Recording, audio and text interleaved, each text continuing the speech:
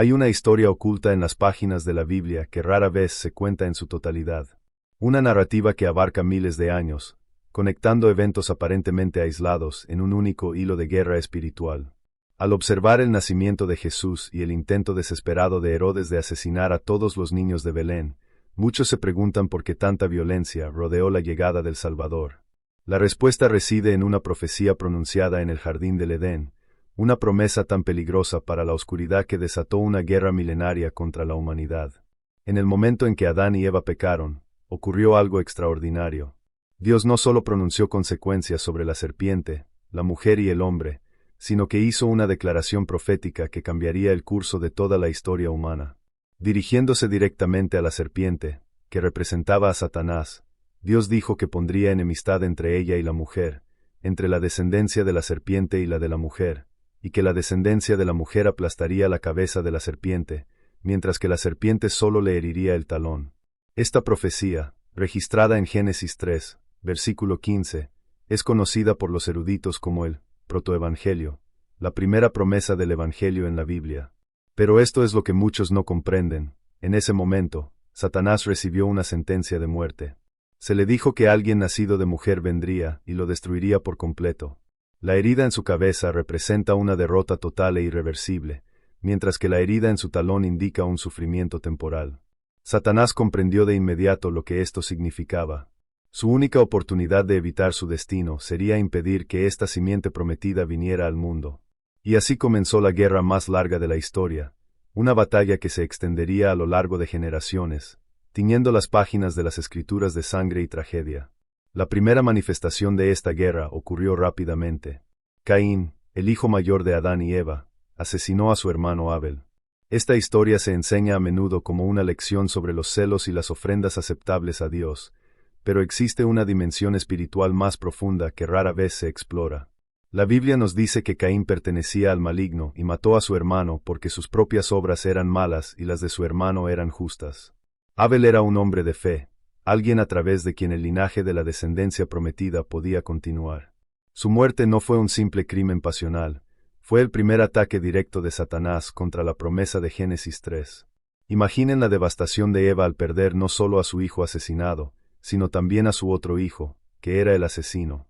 Acababa de enterarse de una descendencia que nacería de ella para traer redención, y ahora su hijo justo había muerto. ¿Acaso la promesa había fracasado antes de siquiera comenzar? Pero Dios tenía otros planes. Eva dio a luz a otro hijo, Set, y declaró que Dios le había dado otra descendencia en lugar de Abel. El linaje mesiánico continuaría a través de Set, a pesar de los esfuerzos de la oscuridad. Con el paso de las generaciones, la corrupción se extendió por toda la humanidad. Génesis 6 presenta uno de los relatos más controvertidos y perturbadores de toda la Biblia. Leemos sobre los hijos de Dios que vieron la belleza de las hijas de los hombres y tomaron esposas de entre todas las que eligieron. De esta unión nacieron los Nefilim, los gigantes que fueron hombres valientes de la antigüedad, hombres de renombre. El texto nos dice que la maldad del hombre se multiplicó en la tierra y que toda imaginación de los pensamientos del corazón humano era continuamente malvada. Muchos debaten el significado exacto de quiénes eran estos hijos de Dios y los Nefilim, pero el resultado es innegable. La humanidad se estaba corrompiendo tan profundamente que Dios declaró que lamentaba haber creado al hombre. Esto no era una simple corrupción moral. Era una contaminación sistemática de la raza humana, y muchos eruditos creen que fue una estrategia deliberada para corromper la genética humana e imposibilitar que la descendencia prometida naciera de un linaje puro. Si toda la humanidad se corrompiera de esta manera, no podría haber una descendencia de la mujer como se profetizó. No podría haber un ser humano puro a través del cual vendría el Mesías. La solución de Dios fue drástica y absoluta, el diluvio. Pero nota algo crucial. Noé fue preservado porque la Biblia dice que fue perfecto en sus generaciones. La palabra hebrea que se usa allí puede significar moralmente recto, pero también puede referirse a la pureza genealógica. Noé y su familia representaban un linaje inmaculado a través del cual la promesa podía continuar. El diluvio fue tanto un juicio contra la maldad como la preservación del plan redentor. A través de Noé, específicamente a través de su hijo Sem, se protegió el linaje que conduciría al Mesías. Satanás había intentado destruir a toda la humanidad mediante la corrupción, pero Dios aseguró que su promesa permaneciera intacta. Sin embargo, La guerra estaba lejos de terminar. Después del diluvio, Dios llamó a un hombre llamado Abram, de la ciudad de Ur de los Caldeos. A Abraham, como sería su nombre, Dios le hizo promesas extraordinarias. Su descendencia sería tan numerosa como las estrellas del cielo y la arena del mar, sería padre de muchas naciones, y a través de su descendencia todas las familias de la tierra serían bendecidas. Esta última promesa confirmó y fortaleció la profecía del Edén. La descendencia de la mujer vendría ahora a través de los descendientes de Abraham. Satanás ahora tenía un objetivo más específico. Ya no necesitaba intentar destruir a toda la humanidad, bastaba con eliminar el linaje de Abraham. Y así, generación tras generación, vemos intentos sobrenaturales de exterminar a los descendientes de la promesa. Sara, la esposa de Abraham, era estéril. Rebeca, la esposa de Isaac, también lo era. Raquel, la amada esposa de Jacob, luchó contra la infertilidad durante años. Este patrón de esterilidad no era casualidad. Era una guerra contra la continuidad del linaje prometido. Pero en cada caso, Dios abrió milagrosamente el vientre de estas mujeres. Isaac nació cuando Abraham tenía 100 años y Sara 90. Jacob y Esaú nacieron después de que Isaac orara por su esposa. José nació de Raquel tras años de espera y angustia. Cada nacimiento fue una victoria contra las fuerzas que intentaron frustrar la promesa. Cada hijo nacido en este linaje fue una confirmación de que el plan de Dios no podía ser frustrado. La historia de José en Egipto adquiere una nueva dimensión desde esta perspectiva. Cuando sus hermanos lo vendieron como esclavo y terminó en Egipto, podría parecer que el linaje se fragmentaba y se destruía. Pero Dios usó esa traición para preservar a toda la familia de Jacob durante una hambruna devastadora. José se convirtió en gobernador de Egipto y salvó no solo a los egipcios, sino también a su propia familia, llevándolos a vivir a Gosén. Lo que el enemigo planeó para mal, Dios lo revirtió para bien y para la preservación del linaje mesiánico. Sin embargo, en Egipto, se desató otra crisis. Los descendientes de Jacob, ahora llamados israelitas, se multiplicaron tanto que un nuevo faraón, que no conocía a José, se sintió amenazado. Este faraón ordenó a todas las parteras hebreas que mataran a los bebés varones al nacer. Cuando las parteras temieron a Dios y desobedecieron, el faraón ordenó que todos los niños hebreos fueran arrojados al río Nilo. Este genocidio infantil fue otro ataque más a la descendencia prometida. Si todos los niños hebreos fueran asesinados, ¿cómo continuaría el linaje? ¿Cómo podría nacer el libertador prometido? Pero en medio de este horror, una mujer de la tribu de Leví dio a luz a un niño y lo ocultó durante 3 meses. Cuando ya no pudo ocultarlo, lo metió en una canasta y lo abandonó en el río Nilo, donde fue encontrado por la hija del faraón y criado como un príncipe egipcio. Este niño era Moisés, y a través de él Dios liberaría a Israel de la esclavitud y daría la ley en el monte Sinaí. El intento de genocidio fracasó porque Dios protegió a quien había elegido para guiar a su pueblo. Moisés no era el Mesías prometido, pero era esencial para la preservación de la nación a través de la cual vendría el Mesías. Todo ataque contra Israel era, en última instancia, un ataque contra la promesa del Edén. Todo intento de exterminio era un intento desesperado de Satanás por evitar su destino profetizado. Tras el éxodo de Egipto, Israel enfrentó innumerables intentos de destrucción. Los cananeos intentaron destruirlos. Los filisteos los guerrearon repetidamente. Los amalecitas buscaron aniquilarlos. Toda nación que se alzaba contra Israel, consciente o inconscientemente, era utilizada como instrumento en la guerra contra la descendencia prometida. Dios le había prometido a Abraham que bendeciría a quienes lo bendijeran y maldeciría a quienes lo maldijeran. Esto no era un favoritismo arbitrario, era la protección divina sobre el canal por el cual llegaría la redención al mundo. El libro de Esther revela otro intento de genocidio casi exitoso. Amán el agageo, descendiente de los amalecitas, convenció al rey Jerjes para que firmara un decreto que permitiera el exterminio de todos los judíos del imperio persa en un solo día. De haberse ejecutado este plan, el linaje mesiánico se habría separado. No habría quedado ningún judío del que pudiera nacer el Mesías. Pero Dios colocó a una joven judía llamada Esther como reina en ese preciso momento de la historia, y gracias a su valentía e intervención divina, el plan fue frustrado. Los judíos se salvaron, y Amán fue colgado en la misma horca que había preparado para Mardoqueo. Cuando finalmente llegamos a los Evangelios, comprendemos por qué el nacimiento de Jesús causó tanta agitación espiritual. Durante más de 4000 años, desde el Edén, Satanás había intentado impedir este momento. Había intentado corromper a la raza humana, destruirla mediante diluvios, esterilizar matriarcas, matar bebés hebreos, aniquilar a Israel mediante guerras y exterminar a los judíos mediante decretos imperiales. Todos los intentos habían fracasado. Y ahora, la descendencia de la mujer estaba a punto de encarnarse y morar entre nosotros. María, Virgen de Nazaret, recibió la visita del ángel Gabriel con la noticia más extraordinaria de la historia de la humanidad. Concebiría un hijo por el poder del Espíritu Santo, y este hijo sería llamado Hijo del Altísimo, heredaría el trono de David, y su reino no tendría fin. Lo imposible estaba sucediendo. La promesa hecha en el huerto se estaba cumpliendo. La simiente de la mujer no venía al mundo por medio de la simiente masculina, sino mediante la concepción virginal por obra del Espíritu de Dios. Cuando Jesús nació en Belén, unos magos de Oriente vinieron buscando al rey de los judíos que había nacido. Habían visto su estrella y fueron a adorarlo. Al enterarse Herodes, rey de Judea, se turbó, y toda Jerusalén con él. Herodes convocó a los principales sacerdotes y escribas y les preguntó dónde nacería el Cristo. Respondieron que sería en Belén de Judá, como lo había escrito el profeta Miqueas. Herodes, astutamente, pidió a los reyes magos que encontraran al niño y regresaran para decirle dónde estaba, fingiendo que también quería adorarlo. Pero su verdadero plan era matar al niño, a quien veía como una amenaza para su trono. Los reyes magos, advertidos por Dios en un sueño, no regresaron a Herodes después de adorar a Jesús.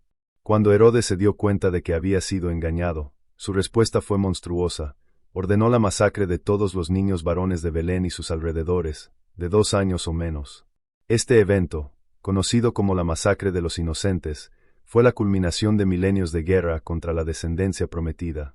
Pero así como Moisés fue protegido del infanticidio del faraón, Jesús fue protegido de la ira de Herodes.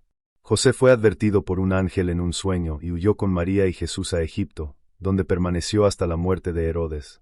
La profecía se estaba cumpliendo, la descendencia de la mujer había llegado, y ninguna fuerza en el cielo, la tierra o el infierno podría impedir lo que Dios había decretado en el Edén. Los 33 años de la vida terrenal de Jesús estuvieron marcados por constantes enfrentamientos con el reino de las tinieblas. Su bautismo fue inmediatamente seguido por la tentación en el desierto, donde Satanás personalmente intentó desviarlo de su misión. Durante su ministerio, Jesús expulsó a innumerables demonios, todos reconociendo quién era, el Santo de Dios, el Hijo del Altísimo. Sabían que había venido a destruirlos, a deshacer las obras del diablo, a cumplir la antigua profecía. Hubo múltiples intentos de matar a Jesús antes de su hora. En Nazaret, una multitud intentó arrojarlo por un precipicio, pero él pasó entre ellos y se escapó. Varias veces los líderes religiosos tomaron piedras para apedrearlo, pero su hora aún no había llegado. Cada intento fallido demostraba que la descendencia de la mujer no podía ser destruida hasta que cumpliera su misión. Cuando finalmente llegó el momento, y Jesús fue traicionado, arrestado, juzgado y crucificado, pudo haber parecido que Satanás finalmente había ganado. Después de todo, la profecía decía que la serpiente heriría el calcañar de la descendencia. La cruz fue esa herida en el calcañar, un sufrimiento intenso, pero no letal, según el plan divino. Jesús experimentó agonía física, abandono emocional e incluso separación espiritual del Padre cuando se hizo pecado por nosotros. Pero la cruz no fue una victoria para la oscuridad, fue el escenario de su derrota definitiva. En el momento en que Jesús dijo, «Consumado es», y entregó su espíritu, el velo del templo se rasgó en dos, de arriba a abajo, la tierra tembló, las rocas se partieron y las tumbas se abrieron. Las fuerzas espirituales que habían luchado durante milenios para evitar este momento presenciaron su propia destrucción. Pablo escribiría más tarde que, en la cruz, Jesús desarmó a los gobernantes y a las autoridades, exhibiéndolos públicamente y triunfando sobre ellos. Pero la historia no terminó en la cruz. Al tercer día, Jesús resucitó, venciendo a la muerte y al sepulcro. Esto significó el aplastamiento de la cabeza de la serpiente. La muerte había sido el último dominio de Satanás sobre la humanidad, la consecuencia final del pecado que había introducido en el Edén. Pero Jesús destruyó el poder de la muerte mediante su resurrección. Tomó las llaves de la muerte y del infierno. Declaró que toda autoridad en el cielo y en la tierra le había sido dada. La profecía de Génesis 3 se cumplió. La descendencia de la mujer había llegado, sufrió una herida en el talón en la cruz, pero aplastó por completo la cabeza de la serpiente mediante la resurrección y la exaltación. Satanás luchó durante 4 milenios para evitar este desenlace, utilizando todos los instrumentos a su disposición: corrupción, diluvio, esterilidad, genocidio, guerra, persecución, traición y crucifixión. Cada intento no solo fracasó, sino que, en última instancia, sirvió al propósito mayor de Dios. Al repasar las páginas de las Escrituras con esta comprensión, historias que parecían inconexas se revelan como capítulos de una misma narrativa épica. El asesinato de Abel, el diluvio de Noé, la esterilidad de las matriarcas, el infanticidio en Egipto, las guerras contra Israel, el decreto de Amán, la masacre de Herodes, los intentos de asesinato de Jesús, todas estas fueron batallas de la misma guerra. Una guerra que comenzó en el Edén con una profecía y terminó en una tumba vacía con una victoria. Esta perspectiva también nos ayuda a comprender por qué la Biblia está llena de historias violentas y controvertidas que a menudo perturban a los lectores modernos. El exterminio de los cananeos, la destrucción de Jericó, la muerte de los niños amalecitas, todos estos eventos adquieren un contexto diferente cuando comprendemos que estaban conectados a una guerra espiritual mayor. Las naciones que Dios ordenó destruir no eran víctimas inocentes de un Dios cruel. A menudo eran culturas involucradas en prácticas profundamente perversas, como el sacrificio de niños, y fueron instrumentos conscientes o inconscientes en la guerra contra la descendencia prometida. Esto no hace que estas historias sean menos difíciles de procesar, pero nos ayuda a comprender que había más en juego que la conquista territorial o el favoritismo étnico. Lo que estaba en juego era el destino de toda la humanidad. Si se rompía el linaje mesiánico, no habría Salvador. No habría redención. No habría esperanza para nadie en ninguna nación. La preservación de Israel no se trataba de privilegios especiales, sino de la salvación universal que vendría a través de sus descendientes. Hoy, vivimos en el otro lado de esa historia. La simiente de la mujer ya ha llegado. La cabeza de la serpiente ya ha sido aplastada. La victoria ya se ha ganado. Pero la guerra continúa de otra manera. Satanás ya no puede impedir la venida del Mesías, así que ahora trabaja para impedir que la gente lo conozca y crea en él. Ciega la mente de los incrédulos para que no vean la luz del Evangelio. Siembra dudas, difunde mentiras e intenta destruir la fe de quienes ya creen. La misma enemistad que Dios puso entre la serpiente y la descendencia de la mujer continúa entre quienes pertenecen a Cristo y quienes pertenecen al mundo. Jesús dijo que, así como el mundo lo odiaba a él, también odiaría a sus seguidores. Pablo escribió que nuestra lucha no es contra sangre y carne, sino contra principados y potestades, contra los gobernantes de las tinieblas de este siglo, contra las huestes espirituales de maldad en las regiones celestes. Pero hay una diferencia crucial entre nuestra guerra y la que se extendió desde el Edén hasta la resurrección. Luchamos desde una posición de victoria, no para la victoria. Cristo ya ganó. Simplemente aplicamos y proclamamos esa victoria. Nuestra principal arma no es la violencia física, sino el Evangelio de la paz. Nuestra estrategia no es la destrucción, sino el amor. Nuestra victoria no se logra mediante el poder militar o político, sino mediante vidas transformadas por el poder del Cristo resucitado.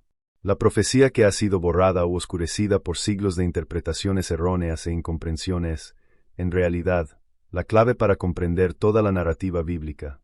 Génesis 3:15 no es una simple nota teológica a pie de página, es el hilo conductor que recorre todo el entramado de las Escrituras. Es la razón por la que la Biblia es a la vez un libro de promesas y un libro de guerra. Es la razón por la que hay sangre en sus páginas, pero también esperanza. Es la razón por la que hay muerte, pero también resurrección. Cuando comprendemos que Satanás declaró la guerra al nacimiento del Mesías porque sabía que su propia destrucción estaba profetizada, todo cambia. Vemos a Dios no como un tirano caprichoso que favorece arbitrariamente a ciertas personas o naciones, sino como un padre decidido a cumplir su promesa de redención a pesar de toda oposición. Vemos la historia de Israel no como las crónicas de una nación entre muchas, sino como la preservación milagrosa de un canal de salvación para toda la humanidad. Vemos a Jesús no solo como un maestro moral o un ejemplo religioso, sino como la culminación de un plan de 4000 años para aplastar la cabeza de la serpiente y liberar a la humanidad de la esclavitud del pecado y la muerte. Esta historia también nos recuerda que Dios es fiel a sus promesas, sin importar cuánto tiempo lleve o cuán imposible parezca. Pasaron más de 4000 años desde que se hizo la promesa en el Edén hasta su cumplimiento en Belén. Generaciones vivieron y murieron sin ver la promesa cumplida, pero nunca falló. Cuando Dios hace una promesa, El cielo y la tierra pueden pasar, pero su palabra permanece para siempre. Y finalmente, esta historia nos asegura que ninguna fuerza del universo puede frustrar los propósitos de Dios. Satanás usó todos los recursos disponibles, todas las estrategias imaginables, todo el poder de su arsenal para impedir la llegada de la descendencia de la mujer. Fracasó estrepitosamente. Si él, con todo su poder y astucia, no pudo frustrar el plan de Dios, entonces nada podrá. Ni las circunstancias difíciles, ni la oposición humana, ni los ataques espirituales pueden impedir que Dios cumpla sus propósitos en nuestras vidas. La guerra que comenzó en el Edén terminó en victoria en una tumba vacía a las afueras de Jerusalén. La profecía se cumplió. La descendencia de la mujer vino, sufrió, murió y resucitó. La cabeza de la serpiente fue aplastada. Y ahora, todos los que creen en aquel que nació de una virgen en Belén, murió en la cruz del Calvario y resucitó al tercer día, son partícipes de esta victoria. Somos más que vencedores por medio de aquel que nos amó. Y un día, pronto, Satanás será arrojado al lago de fuego preparado para él y sus ángeles, y la victoria que comenzó en la resurrección se consumará en la eternidad. Esta es la profecía borrada, ahora revelada. Esta es la verdadera razón por la que Satanás declaró la guerra al nacimiento del Mesías. Y es por eso que, a pesar de toda la oscuridad, la violencia y la maldad que vemos en las páginas de la Biblia y en la historia de la humanidad, podemos tener esperanza. Porque la historia no se trata del triunfo del mal, sino de la fidelidad de Dios al cumplir su promesa de redención, cueste lo que cueste.